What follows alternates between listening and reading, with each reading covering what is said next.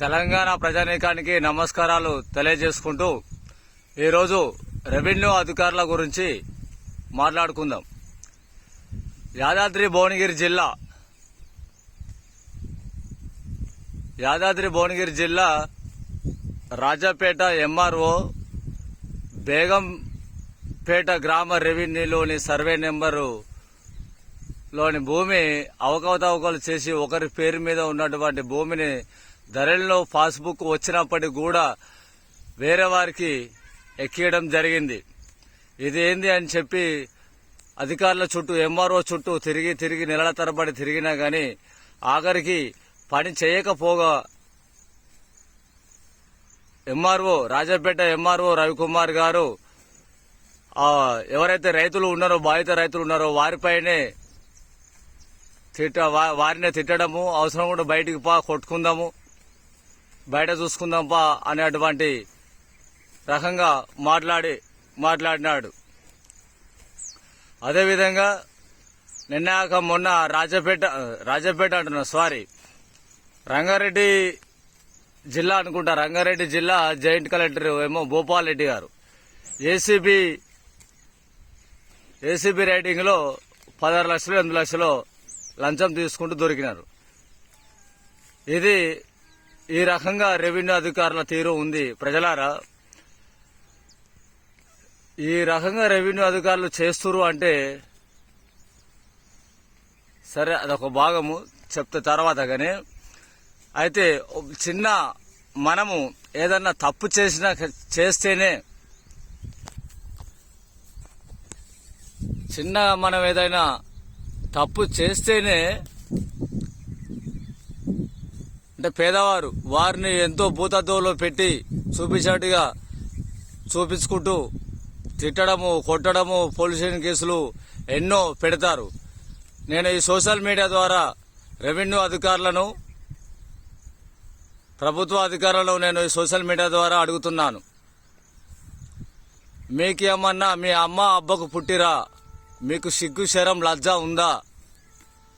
ఉన్నత చదువులు చదివి ఉన్నత స్థానంలో ప్రభుత్వ ఉద్యోగాలు అనుభవిస్తూ పేద ప్రజల సొమ్మును జీతాలుగా తింటూ పేద ప్రజలను రక్తాన్ని తాగేలా మోసాలు చేసి హింసించడము, ఆఫీసుల పొంటి తిప్పుకోవడము, వాళ్ళ కన్నీళ్లను శోకమయ్యేలా వేధించడము, అలాంటి పనులు చేయడము, ఇది శరం ఉందా? ఇది సిగ్గుమాలిన పని కాదా? ఇంకా ఎన్నడూ మీరు మారుతారు? సిగ్గు శరం లజ్జ ఏమన్నా ఉందా? మీరేమన్నా అబ్బాయి పుట్టలేదా అని నేను ఈ సోషల్ మీడియా ద్వారా అవినీతి ప్రభుత్వ అధికారులను నేను ఈ సోషల్ మీడియా ద్వారా ప్రశ్నిస్తున్నాను. ఇంకా ఎన్నడూరా మీరు మారరా? ఎంతమంది ఎక్కడ అవినీతి దొరుకుతున్నారని టీవీలో పేపర్లో చూస్తున్నా కానీ భయం లేకుండా లక్షలు లంచాలు తీసుకుంటూ భూములను కూడా ఎకరాలుగా దొంగ రిజిస్ట్రేషన్లు చేస్తున్నాం. సిగ్గు లేదారా? లంచం ఉండ కొడుకులారా అని నేను ఈ సోషల్ మీడియా ద్వారా అవినీతి లుచ్చ ప్రభుత్వ అధికారులను నేను తిడుతున్నా, లుచ్చ లంబడి కొడుకులని. ఎందుకంటే ప్రజలారా ఆలోచించండి.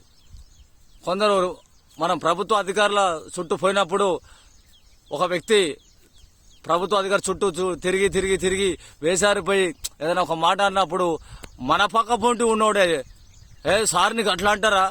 సార్ని అట్లా అనొద్దు, పెద్ద సారు అని చెప్తారు. ఏంది చెంచాగిరి కాళ్ళు మనకి. అదే ప్రభుత్వ ఉద్యోగస్తులు ఎవడైనా తప్పు చేస్తే, ప్రజలు ఎవరైనా నిలదీసినప్పుడు ఒక ప్రభుత్వ అధికారి తప్పు చేస్తే ప్రభుత్వ ఉద్యోగి ప్రభుత్వ వైపే ఉంటాడు వాళ్ళు తప్పు చేసినా కానీ. అదే మనము తిరిగి వేసారిపోయి ఒక ప్రభుత్వ ఉద్యోగిని మనం ఏమనం కానీ ఏదన్నా సీరియస్ గా గదిరించాడు ఏదైనా మాట అంటే మన పక్క పొంటి ఉన్న చెంచాగాళ్ళు సార్ని అట్లా అనొద్దు, పెద్ద సారు అని చెప్తారు. ఈ తత్వం మార్చుకోవాలి. కొందరు చెంచా ముండ కొడుకులు కూడా ఉంటారు.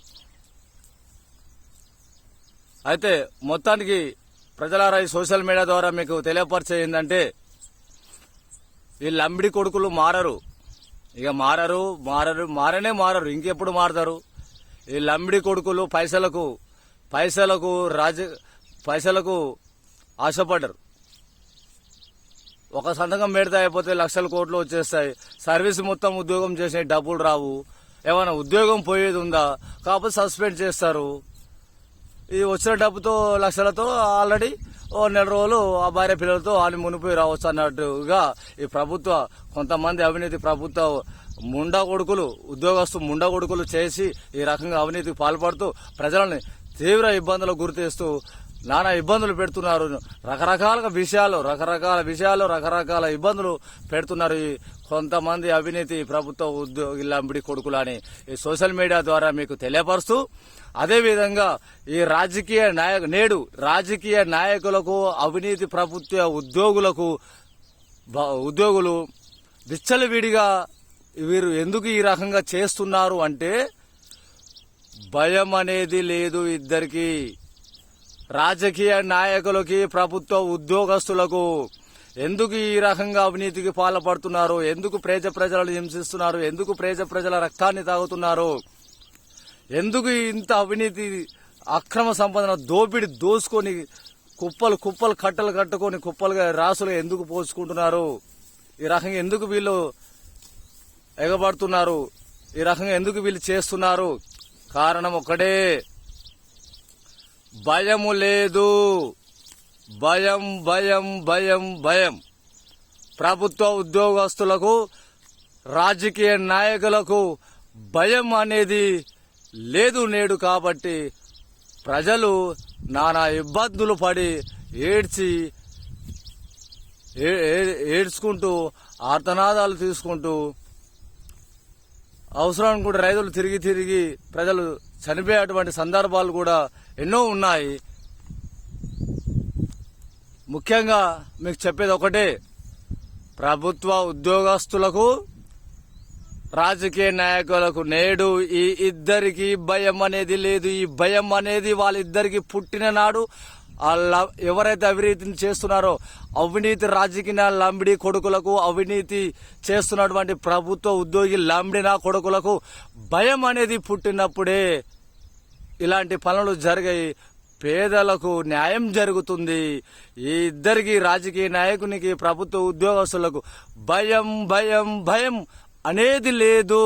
అందుకే వీళ్ళు ఈ రకంగా చేస్తున్నారు అని సోషల్ మీడియా ద్వారా తెలంగాణ ప్రజానీకానికి నేను తెలియపరుస్తున్నాను.